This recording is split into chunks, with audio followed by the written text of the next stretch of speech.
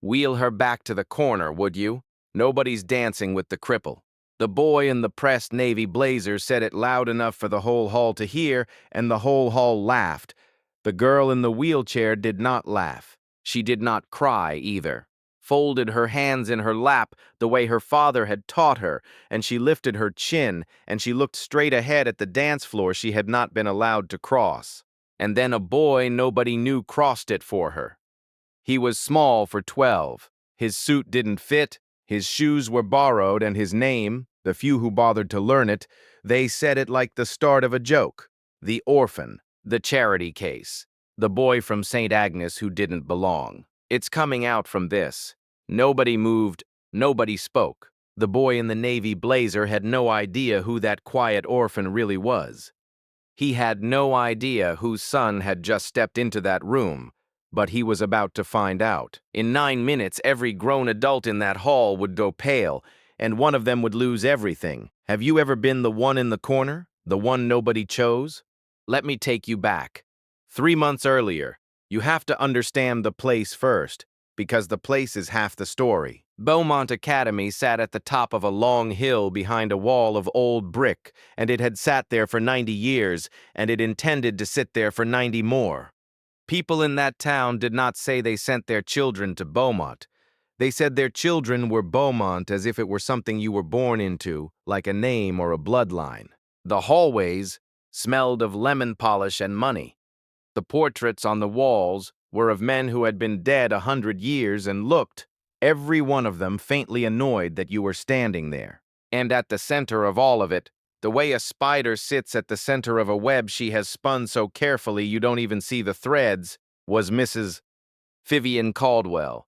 Mrs. Caldwell chaired the committee that ran the Winter Gala. She chaired the committee that approved new families. She chaired, in fact, most things worth chairing. And the things she did not chair she watched, and the things she watched she controlled. She wore pearls the size of teeth, flew auvergne that never once reached her eyes, and a way of saying a person's first name that made it sound like a small, polite insult. 5 times people weapon. Founding endowment, reserved each year for a child of no means and unusual promise. Mrs. Caldwell hated that seat. She had tried for 6 years running to have it quietly retired. The board had refused her because the founder's will would not allow it. Child she considered an intruder, walked through her front doors. And every September she set about reminding that child, in 100 small ways, that the door was not really open to them. This year the seat belonged to a boy named Sam. Sam was 12 years old and he lived at St. Agnes, which was a group home for children with nowhere else to go. From by an order of nuns who were kinder than the world had been to the children in their care. He had lived there since he was 7. Before St. Agnes there had been a small apartment with a window that faced a brick wall, and in that apartment there had been a woman, and the woman had been everything. August, and then the woman was gone. He kept 3 things from that apartment. Photograph, so worn at the corners it had gone soft as cloth, a pair of pink satin ribbons, frayed at the ends, and a music box. The music box was small enough to fit in 2 cupped hands. It was made of rosewood, dark and warm, and the lid was carved with a single sweep of branches like a tree bending in wind.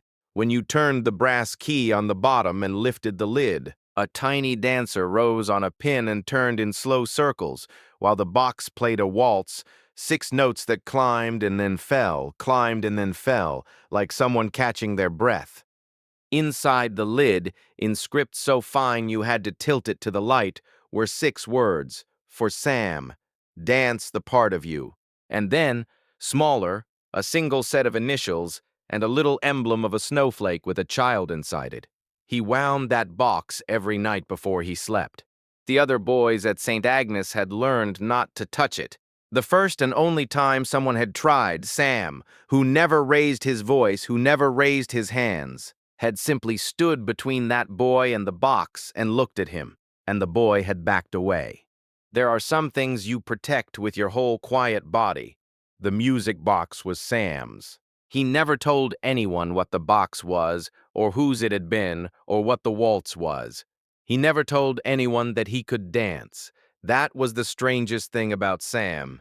The thing the children at Beaumont could not have guessed if they'd tried for a year, that the smallest, quietest, poorest boy in the building had inside him a thing so large it had no room to come out.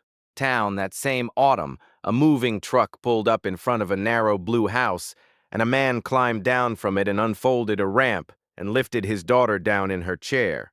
Grace Bennett was 12. Like Sam, though, they had not yet met and would not meet for months. 2 years earlier, she had been a girl who ran.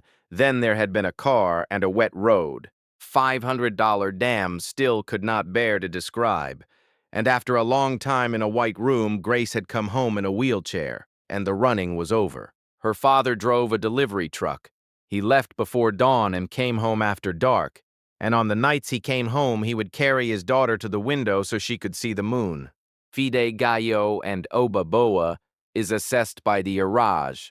Her mother packed his lunch in a brown paper bag every single morning, the same bag refolded and reused until it was soft, and into it she always tucked one thing extra, a note, a square of chocolate, a flower pressed flat. They did not have much. They had each other, and they had that house, and they had decided, the three of them, that Grace would have one thing more. Grace would have the chance her body had tried to take from her. She would go to a real school, a good school, and she would not be hidden away. So her father took a second job on weekends, and her mother took in sewing at night. And between them, over many months, they saved enough to put their daughter through 1 year at Beaumont Academy. 1 year. They counted out the deposit in bills they had folded into a coffee tin.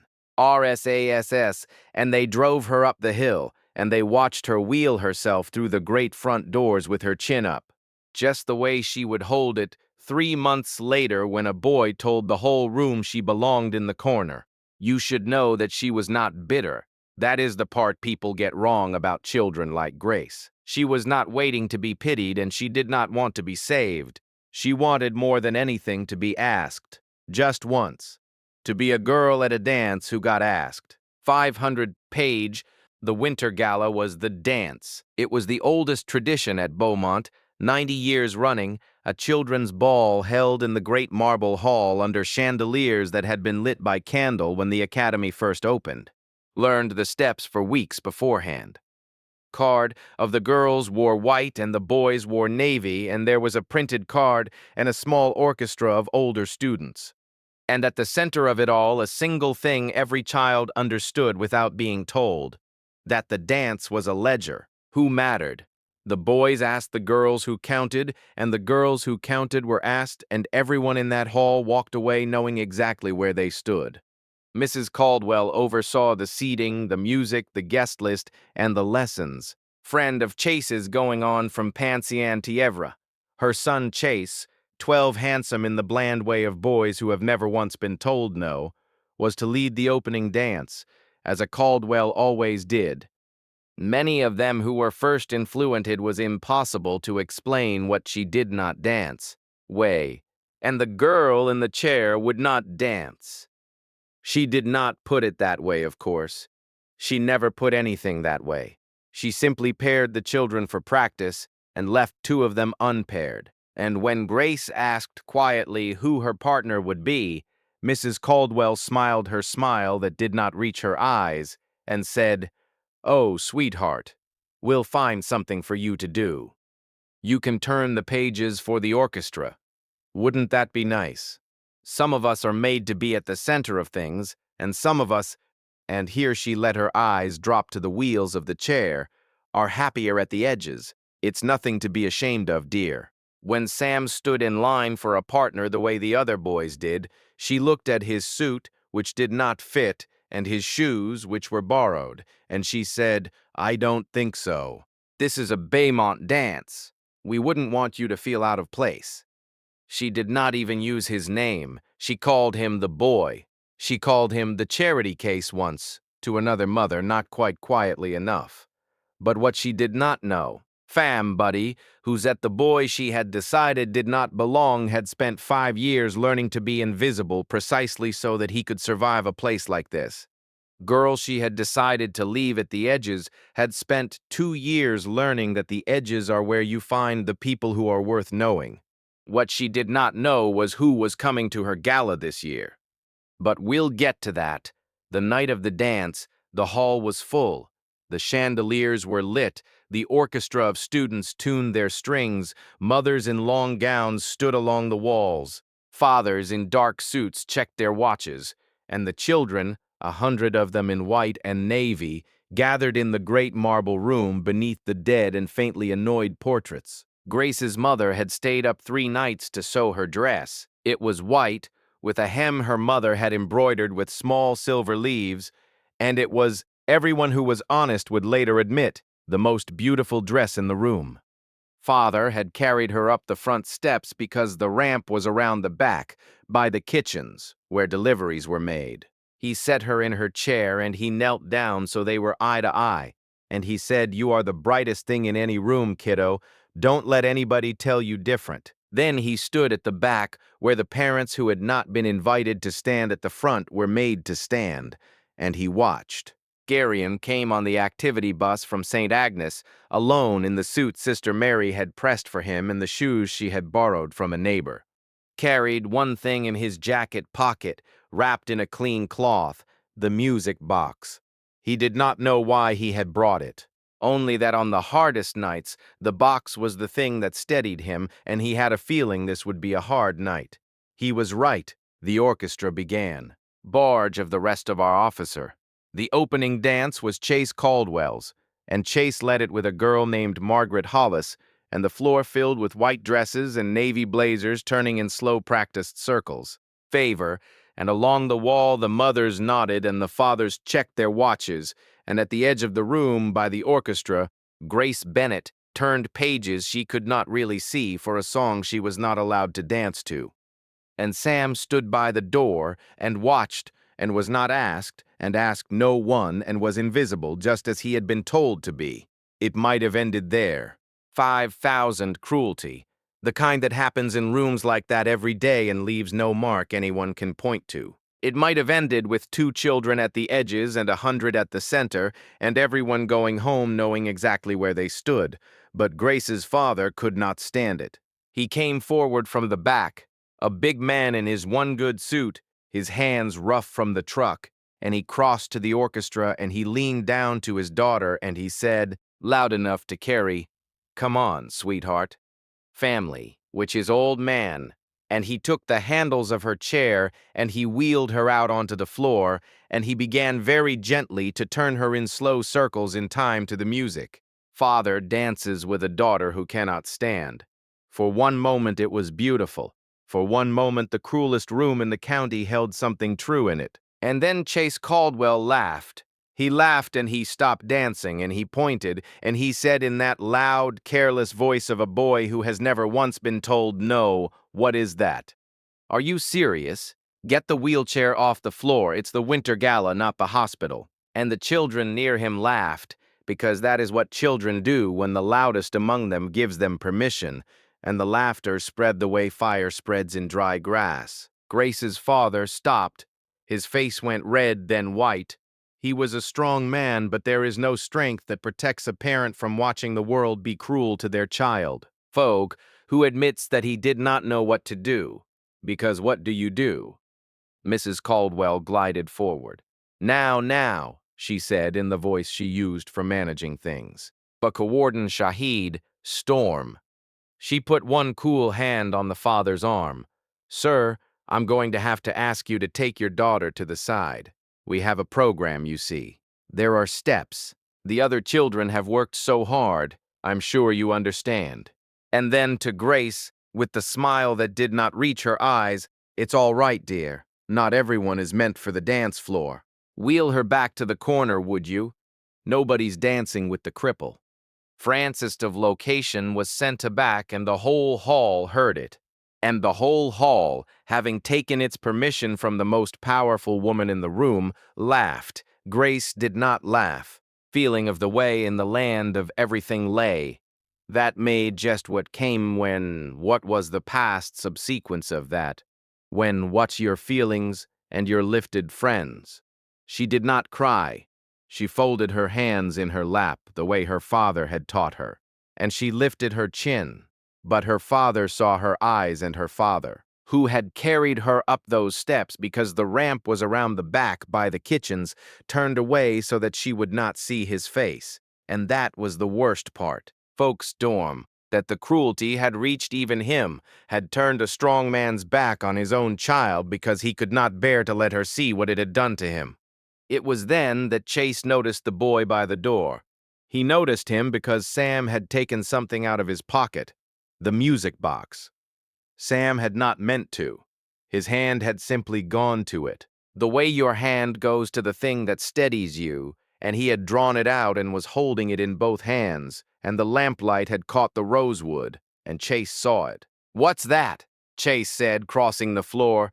The whole room's attention turned with him, grateful for a new target. "Is that the orphan?" "Who let the orphan in?" He stopped in front of Sam and looked at the box. "What is that, your little toy?" "Aw, did your mommy give you that?" And the children laughed again, because of course they did. "Please don't," Sam said quietly. Just that.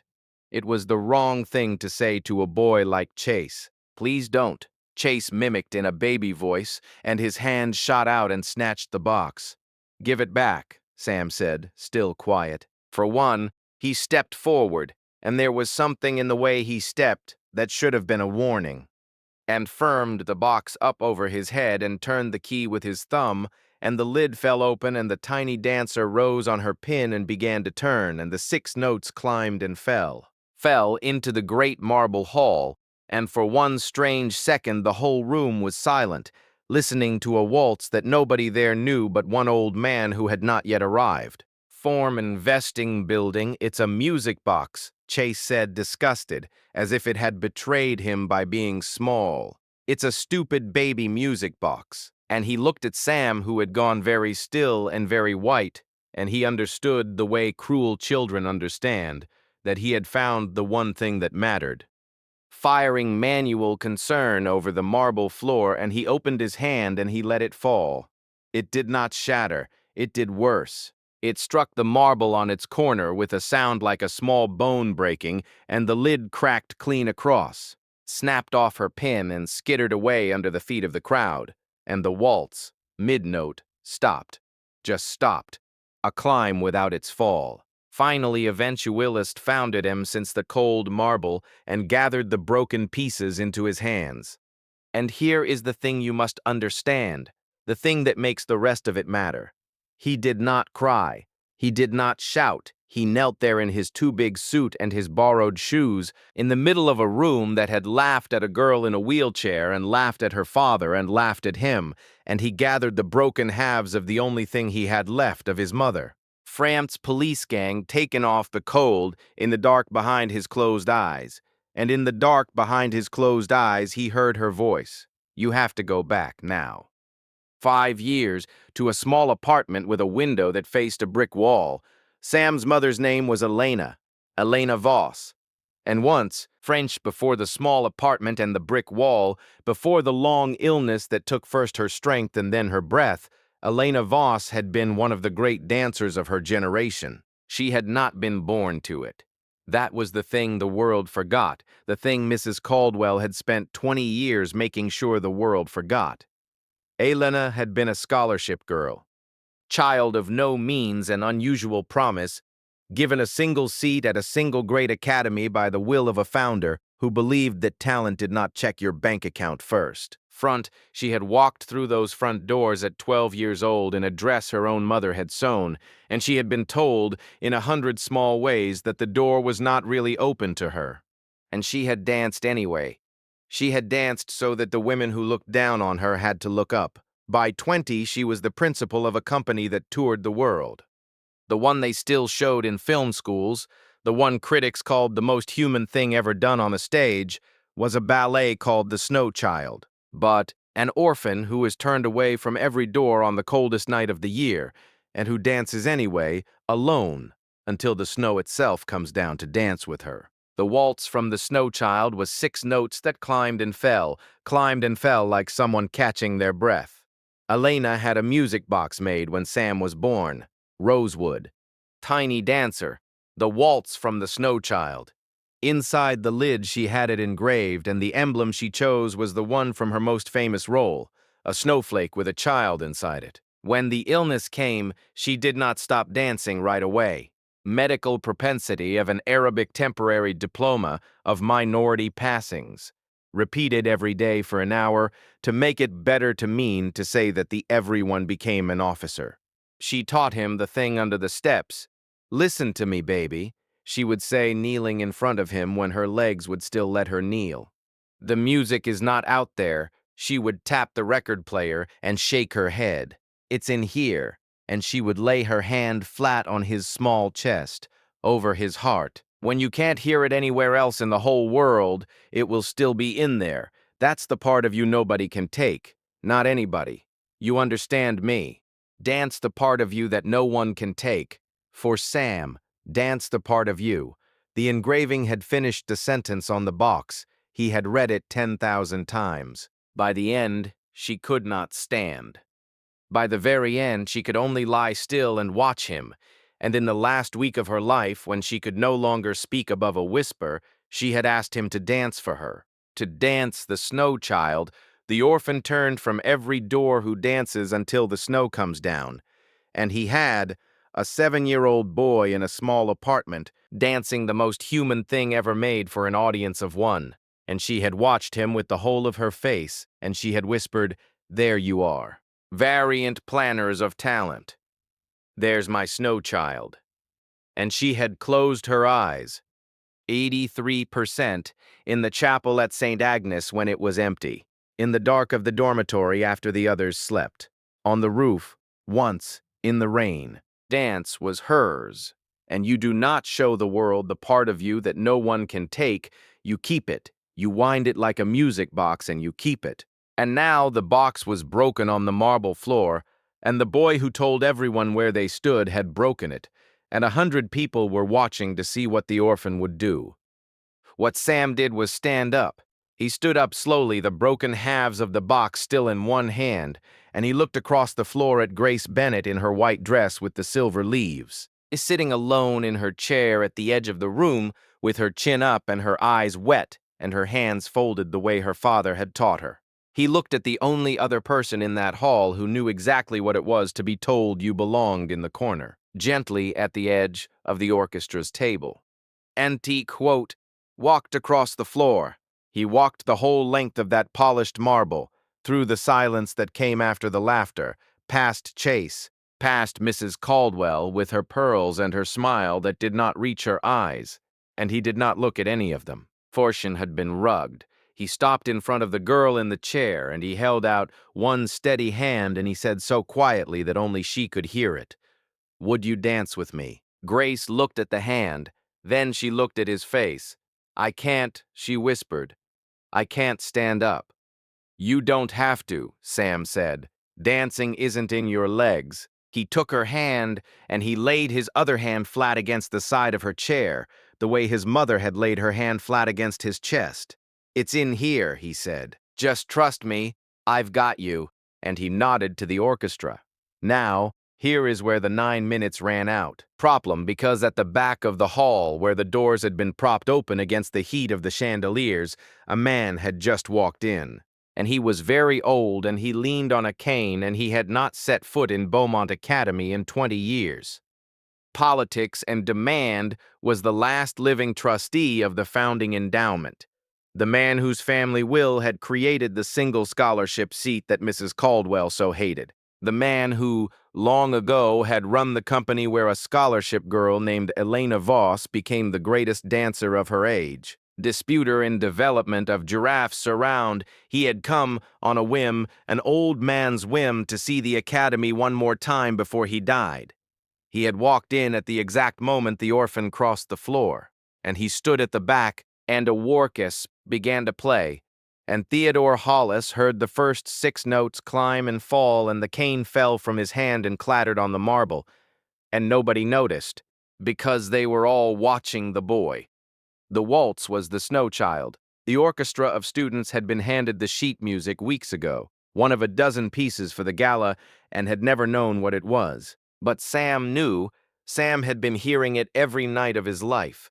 He did not let go of Grace's hand. He moved around her chair, and he turned the chair, and he turned with it. One thing across the floor, not a boy dancing and a girl watching, but a boy and a girl dancing, her arms finding the shape of it. Her wheels tracing arcs across the marble like a skater's blades.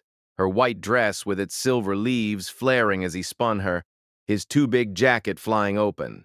Party of the divisionary, he danced the orphan turned from every door. He danced the part of him that no one could take. And he gave it, the thing he had kept secret for 5 years, the thing his dying mother had pressed into his chest with her flat, warm hand. He gave it to a girl who had been told she belonged in the corner. For 3.5 minutes she would not be in the corner. For 3.5 minutes she would be the brightest thing in the room, which is what her father had always told her she was. And the room, the cruelest room in the county, fell utterly silent. Not the silence of mockery. The other kind. The kind that comes over people against their will when something true happens in front of them and there is nothing they can do but watch. Hollis, dancing no longer, had her hand over her mouth. The mothers along the wall had stopped nodding. A girl named Maddie near the front farm didn't happen as it was bearing the moment Sam started across the floor, and she was filming, and she did not know it yet, but the little number in the corner of her screen had already begun to climb. Roll and attempting stand form. Remember that number. We'll come back to it, and Chase Caldwell stood frozen at the edge of his own dance floor, watching the charity case do the one thing Chase, all his money and all his blazers, would never in his life be able to do. And Chase's face, slowly the way the tide goes out, drained of its color. But it was nothing next to his mother's face. Back of the hall, an old man with no cane was walking forward, and he was weeping openly, and he was saying a name. He said it once, quietly to himself. Thing that is running terrestrial and says it's terrestrial at the famous district of Elamenian man. Elena, he said. That's Elena's box. That's the snow child. France, and he reached the front of the crowd and he looked at the boy and the girl turning in the lamplight. And he looked at the broken rosewood box sitting on the edge of the orchestra table with its lid cracked clean across. And the last piece fell into place in the mind of the only person in the room old enough to know. Whose son is that? Theodore Hollis said. Man had speak enough, and apparently dead man must have a damned approach. The music ended. Sam brought Grace's chair to a slow, perfect stop, and he bowed to her, a deep, formal bow. Knight bows to a queen, and Grace, with tears running freely down her face and the biggest smile anyone had ever seen on her, laughed out loud. A real laugh. A free laugh. Finally well on board. And into the silence after the music, Theodore Hollis crossed the last of the floor, and he knelt down, an old man on the marble, front of a 12-year-old orphan, and he picked up the broken music box with hands that trembled, and he turned it to the light, and he read the engraving inside the cracked lid, and beneath the words for Sam, dance the part of you, he saw the small emblem of a snowflake with a child inside it. This belonged to Elena Voss, he said. He looked up at Sam. I commissioned the role she made famous. I held her in my arms the day she retired. I never knew she had a child. His old voice broke. You're her boy. You're Elena's boy. Sam, said Sam Voss, and Mrs. Vivian Caldwell, who had spent 20 years making sure the world forgot that the greatest dancer of her age had once been a scholarship girl she'd tried to drive out. Mrs. Caldwell is a century of the president, who had told 100 people that some are made for the center and some are happier at the edges. Mrs. who had just publicly humiliated a girl in a wheelchair and stood by while her son destroyed a dead woman's last gift to her son. Mrs. Caldwell went so white that her pearls looked dark against her throat, because she too was old enough to remember. French aspect that he had always been directly intelligence himself. A long triad of clamors. All of these pose have done from the Iranian bodies of France. Fighting way, but that is a part of the story she had buried very deep, and it was about to come up into the light, where buried things go when the ground finally gives way. Dan Storm, You should know what Maddie's phone did, because by the time the music ended, that little climbing number in the corner of her screen had stopped being a number you could shrug off. 3,000 people had been watching a children's gala by the time Sam reached Grace's chair. By the time he bowed, it was 30,000. By the next morning, the clip, a poor orphan boy crossing a marble floor to dance with the girl in the wheelchair that a whole room had refused, had been seen 4 million times, 40 of end, and by the end of the week, more than 200 million. People do not forget a thing like that. The world is starving for it. We swim in cruelty all day long, scrolling and scrolling, and then a thing like that crosses our screen and we remember, all at once, what we are supposed to be, and we cannot look away, and we cannot stop sending it to the people we love. Fine storming of the very words. Mrs. Caldwell had spoken into that hall, "Nobody's dancing with the cripple." They left her name off at first. They didn't need it. The sentence was enough, and then someone found the name. It turned out a great many people remembered Elena Voss. Her old company released a statement. Crew that had filmed her final season pulled their archive, and there, in a 30-year-old reel, was a young Vivienne before she was a Caldwell, a competent dancer in the Corps, and an interview in which she complained on camera that the company had ruined itself by elevating a charity case from nowhere with no breeding and no name over girls of good family. Flip ran beside the Gala clip, the two Vivennes, 30 years apart, saying the same thing about the same kind of child. Theodore Hollis was not forgive that sort of symmetry. Theodore Hollis was not finished either. The old man, it turned out, had a long memory and a longer reach. Within days, he had pulled the Academy's records, and the records told a story that the Polish and the Pearls had covered for 2 decades. Elena Voss had not left Beaumont Academy. She had been pushed out, her scholarship challenged year after year by a committee chaired even then by the same family, until at 16 she had finally gone on her own. Daily life storm to the company that would make her immortal. The very seat that Mrs. Caldwell had spent 6 years trying to retire was the seat Elena Voss had once filled.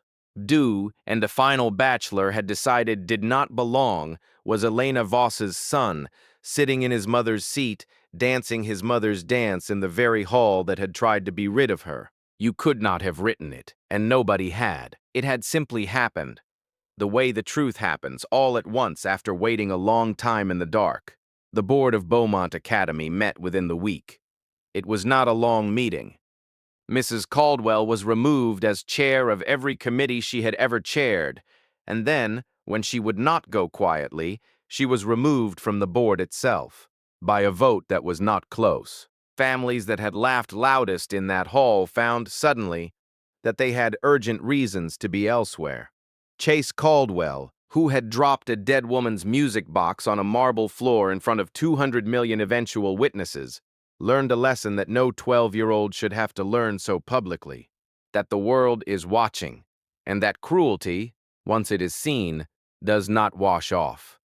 Member of the school, people said, for a long time afterward, that the boy was never quite so loud again. Whether that is true, or whether it is the kind of thing people say because they want it to be true, I cannot tell you. I hope it's true. I hope the lesson took.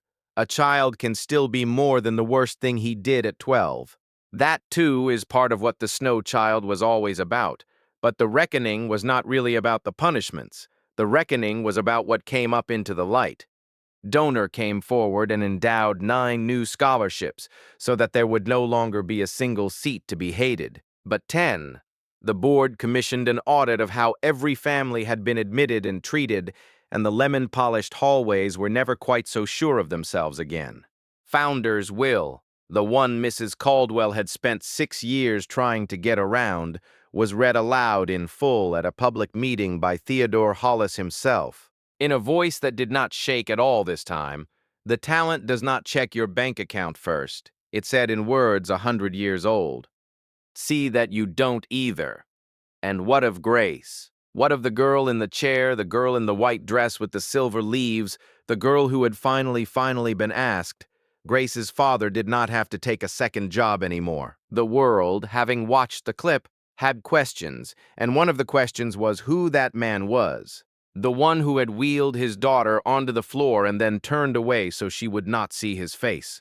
When they found out he was a delivery driver who had taken a weekend job to put his daughter through 1 year at a school that humiliated her, the world did what the world sometimes does. On its best days, when it is reminded what it is supposed to be.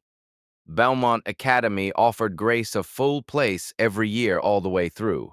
She turned it down. She had decided, she said that she did not want to be where she had been laughed at, so instead a different thing was built, which we will come to, and it was built around her. 1 year later, the hall at Beaumont was lit again, the chandeliers burning, the orchestra tuning. But it was not the Winter Gala. The Winter Gala in its old form was gone. In its place was something the new board had created, something with a long and clumsy official name that everybody just called the Snow Child.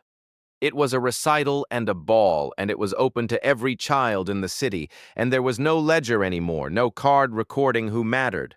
Because the whole point of the thing was that everyone in the room mattered, which is a difficult and beautiful thing to build into a room, and they had built it. Half the dancers that night used wheelchairs, or braces, or canes, or the steady arm of a partner. The choreography had been made for them, by them.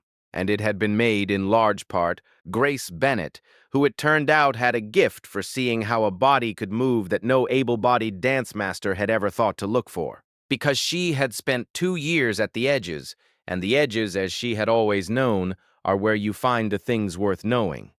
Program that night was funded by the Elena Voss Foundation, which Theodore Hollis had established before he died. For he did die that winter, peacefully, an old man who had walked into a room one last time and found, against every expectation, that it was the most important thing he ever did. The foundation paid for adaptive dance programs in 200 schools the first year, then 400, company, and a passing 100 millimeters. It is in more than 1,000 now. Somewhere tonight, because of 3.5 minutes on a marble floor, a child who was told she belonged in the corner is being asked to dance. The broken rosewood box with the lid cracked clean across and the dancer snapped off her pin, Theodore Hollis had it repaired by the finest hands in the country, motivated wove, and then he had it placed in a small glass case in the front hall of Beaumont Academy where the dead and faintly annoyed portraits used to hang alone. Beside it is a card. The card has the engraving on it, in full, for Sam. Dance the part of you that no one can take. And below that, the founder's words, the ones Mrs. Tried for 6 years to get around. Talent does not check your bank account first. See that you don't either. Children stop at that case every day. Flow, and they lift the lid, and the dancer rises on her pin and turns, and the 6 notes climb and fall like someone catching their breath. As for Sam and Grace, go back for a moment to the night of the broken box. Go back and watch the very second Sam knelt on the marble to gather up the pieces. Watch his face.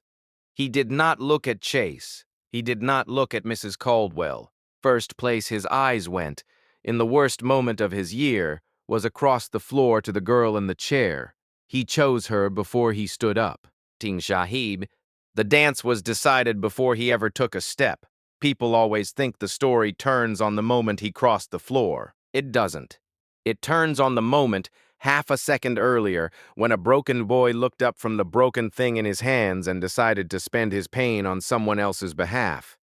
Fay over Derelictor 5013, that is the whole secret. That was always the whole secret.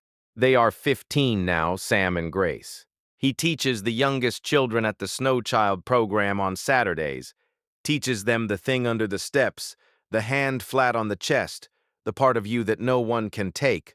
She runs the choreography. They are, by every account, inseparable, and what kind of thing they will become to each other is not yet written, and is not in any case our business. Financing land.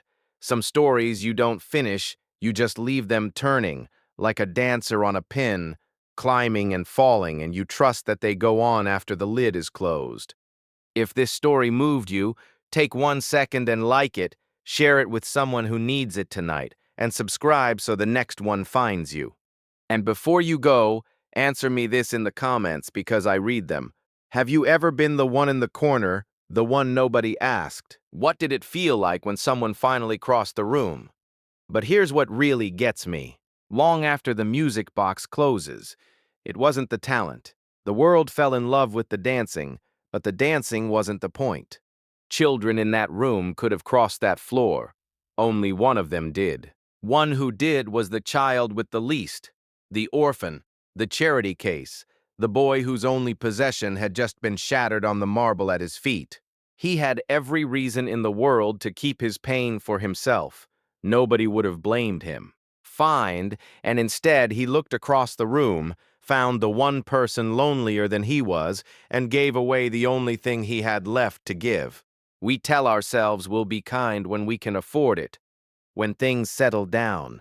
The box isn't broken, but the people who change a room, the ones the whole world stops scrolling to watch, they're almost never the ones who could afford it. Fast block of mankind of Russian block aim, and the rest of the porter that always pushed on 73 peoples toward the corrupted below the rise. So here is my question, and I want you to sit with it, because I'm sitting with it too. The next time the music is playing and you see someone alone at the edge of the room, and you will, this week you will, are you going to wait until you can afford to be kind?